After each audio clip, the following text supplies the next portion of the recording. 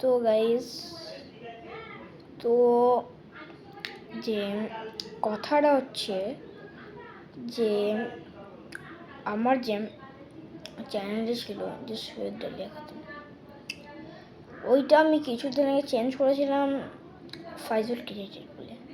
তো আপনারা এখন থেকে সৈয়দ ডালিয়া খাতুন সার্চ করবেন না, মানে সার্চ অপশানে সার্চ করবেন না সৈয়দ ডালিয়া খাতুন বলে, আপনি সার্চ করবেন ফাইজুল ক্রিয়েটিভ বলে সার্চ করবেন। এবং সেখানে আমি আরও আজকে 2টো ভিডিও ছেড়েছি। তো মোট ভিডিও ছেড়েছি আমরা আজকে 2টো ভিডিও ছেড়েছি, আর সবগুলো মিলিয়ে মোট হচ্ছে 13টা ভিডিও।